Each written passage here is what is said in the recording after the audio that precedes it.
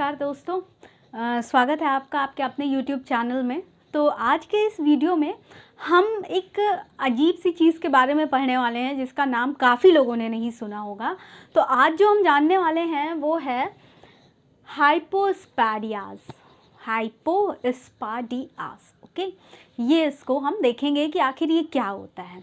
तो देखिए, मैं आपको बता देती हूँ कि ये नॉर्मली बच्चों में होता है और ये इतना कॉमन है कि अगर 300 बच्चे हैं ना पैदा हो रहे हैं हर दिन, तो उसमें से 250 बच्चों को ये हो ही सकता है हाइपोस्पैडियाज़। ठीक है, 250 बच्चों को ये हो सकता है आउट ऑफ 300। ये बहुत ज़्यादा कॉमन है। ठीक है, तो अब देखिए इस कंडीशन में होता क्या है।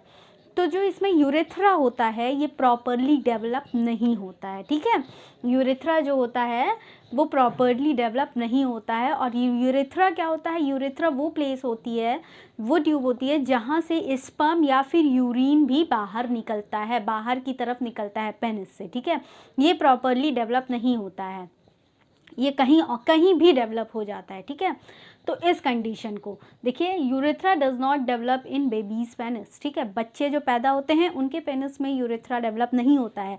माँ के गर्भ में जो पेनिस डेवलपमेंट की प्रोसेस होती है वो प्रेगनेंसी के 9 से 12वें हफ्तों में होती है। ठीक है, तो वहीं पर पेनिस का प्रॉपर डेवलपमेंट नहीं हो पाता है, कुछ हेल्थ कॉम्प्लिकेशंस की वजह से, मदर की कुछ प्रॉब्लम्स की वजह से, वो हम आगे देखेंगे।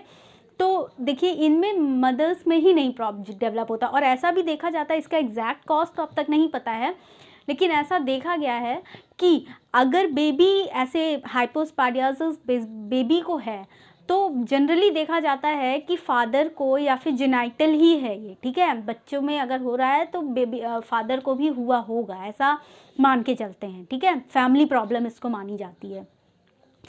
तो देखिए क्या होता है कि यूरेथ्रा जो है प्रॉपरली डेवलप नहीं होता है। ठीक है, तो जब यूरेथ्रा से स्पर्म और यूरिन जिस जगह से निकलता है उसको कहते हैं मीटस। ठीक है, तो ये कहीं भी डेवलप होता है। देखिए, इस फिगर में मैंने डिफरेंट पॉइंट्स दिखाने की कोशिश किए हैं, स्क्रोटम से पेनिस, स्क्रोटम और पेनिस का पार्ट दिखाने की कोशिश की है। और इसमें ये मीटस का जो पॉइंट मैंने डॉट से इंडिकेट किया है ये कहीं भी डेवलप हो सकता है। और जिस जगह पे डेवलप हो रहा है तो डेवलपमेंट के बेसिस पे अलग अलग नाम दिए गए हैं। ठीक है, और देखिए क्या कैसे, जैसे अगर टिप पे डेवलप है तो ग्लैंडुलर, ठीक, टिप के पास नीचे कोरोनल, यहाँ पे देखिए डायस्टल पेनाइल कंडीशन, बीच में कहीं डेवलप है तो मिड शाफ्ट, यहाँ पर प्रॉक्सिमल पेनाइल, और पेनिस और स्क्रोटम के ठीक बीच मीटिंग पॉइंट पे डेवलप हो रहा है तो इसको कहते हैं पेनोस्क्रोटल। और स्क्रोटम रीजन में डेवलप हुआ है तो स्क्रोटल, और स्क्रोटम के नीचे तो पेनाइल। ठीक है, पेरिनल, PERINEAL, पेरिनल। ठीक है, तो ये इसके डिफरेंट जगह पे इनके डिफरेंट नाम दिए गए हैं।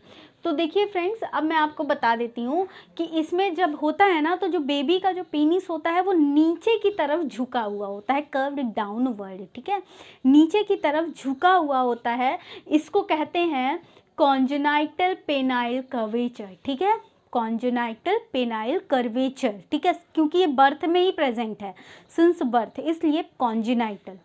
ठीक, मैंने आपको बताया 250-300 बच्चों में से 250 लोगों को होता ही है। ठीक है, अब देखिए मदर में ही ये प्रॉब्लम हो गई, भाई मदर के अंदर पेट में ही हो रहा है, 9 से 12 हफ्तों में पेनिस डेवलपमेंट होना था, नहीं हुआ।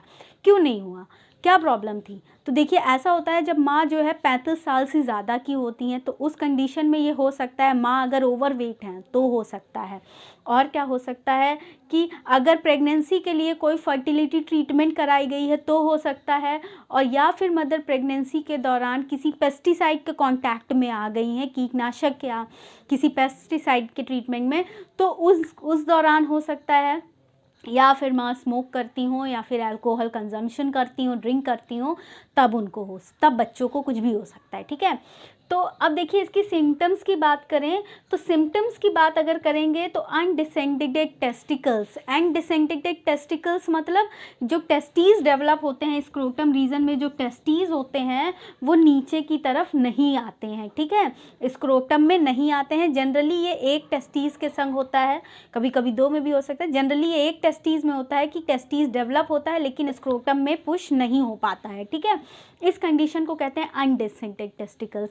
और अनडेवलप्ड फोर स्किन मतलब ये जो स्किन ये अपर पोर्शन को कवर करती है उसको फोर स्किन कहते हैं, तो फोर स्किन भी नहीं होगी बच्चों में ही, ठीक है। तो ये है।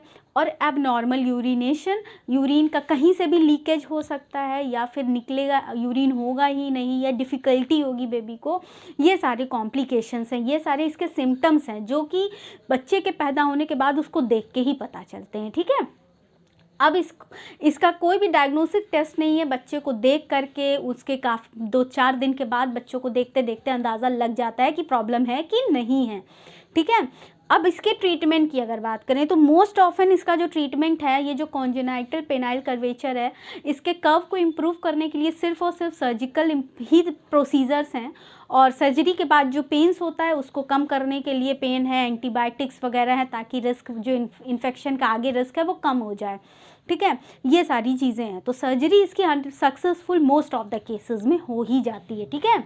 तो अब ये सर्जरी किस में होती है, जब बच्चा 6 से 12 महीने का हो जाए तब उनमें सर्जरी कर दी जाती है बच्चों में, ठीक है। और तब तक इस चीज़ से बच्चे को पर और कोई प्रॉब्लम ना हो, डिस्कम्फर्ट ना हो, तो पैम्पर्स वगैरह हैं, ये सब चीज़ें पहना के उनको रखी जाती हैं, ठीक है। 6 से 12 हफ्तों में ही बच्चों में ये कर दिया जाता है। और आपको बता देते हैं कि अगर इतनी कम उम्र में कर देंगे तो आगे जाके उनको कोई कॉम्प्लिकेशन नहीं होगी। और कभी कभी तो ये सर्जरी ऐसी होती है, रिकन्स्ट्रक्शन सर्जरी, कि लाइफ लॉन्ग चलती है, आगे कोई भी प्रॉब्लम नहीं आती है, ठीक है। मोस्ट ऑफ द केसेस में कोई प्रॉब्लम नहीं होती, बहुत सक्सेसफुल सर्जरी है, ठीक। फिर उसके बाद अगर हम प्रिवेंशन की बात करें, ठीक है, तो प्रिवेंशन क्या है कि प्रिवेंशन जब बेबी मदर कंसीव्ड हो, मदर प्रेग्नेंट हो, तो उस दौरान स्मोकिंग, अल्कोहल कंजम्पशन, ये सारी चीज़ें उनको नहीं करना है, उनको एक हेल्दी वेट मेंटेन रखना है, ठीक है। क्योंकि अगर ओबीज हो जाएंगी तो भी डेवलपमेंट में प्रॉब्लम है।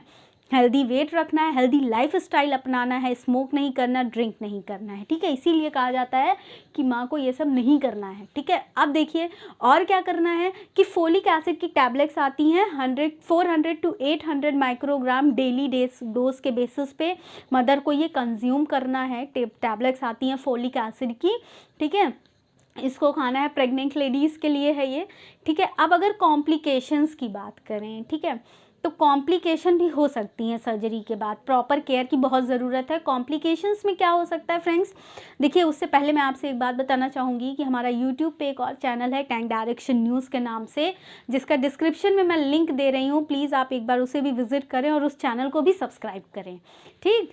तो अब हम कॉम्प्लिकेशंस देखने वाले हैं। तो कॉम्प्लिकेशन में ऐसा हो सकता है कि रिकन्स्ट्रक्शन के बाद फिस्टुला, यूरिनरी ट्रैक से फिस्टुला डेवलप हो जाए। फिस्टुला क्या होगा, फिस्टुला एक ऐसा पाथ हो जाएगा जहाँ से भी यूरिन का लीकेज हो सकता है, ठीक है।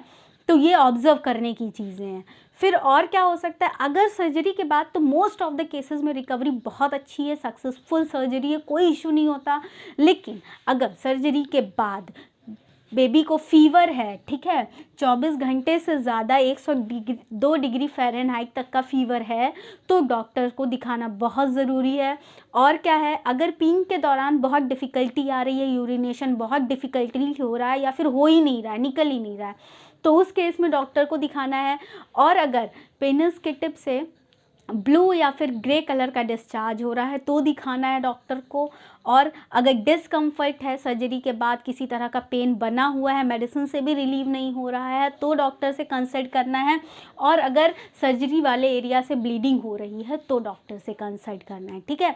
तो फ्रेंड्स देखिए, सर्जरी तो बहुत अच्छा है, सक्सेसफुल रेट है सर्जरी का, लेकिन अगर इतने कॉम्प्लिकेशंस हैं तो आपको अपनी सुरक्षा खुद भी करनी है अपने बच्चे की, इसको देखना है, ठीक है। ये सारी चीज़ें फिजिकल ऑब्जर्वेशन से ही दिखेंगी आपको। तो दिस इज़ ऑल अबाउट हाइपोस्पाडियाज। उम्मीद करती हूँ ये आपको अच्छे से समझ में आया होगा, और काफ़ी लोगों ने तो इसके नाम को भी नहीं सुना होगा, लेकिन I tried my level best. और अगर वीडियो पसंद आया हो तो प्लीज़ वीडियो को शेयर ज़रूर कीजिए और लोगों तक भी जानकारी स्प्रेड कीजिए। और चैनल को सब्सक्राइब करना बिल्कुल मत भूलिएगा, और हमारे चैनल को सब्सक्राइब करके बेल आइकन प्रेस कीजिए ताकि वीडियो आप तक पहले पहुंच जाए जैसे ही मैं कोई नई वीडियो डालूं। और हमारा फेसबुक पेज भी फॉलो कीजिए। Thank you very much.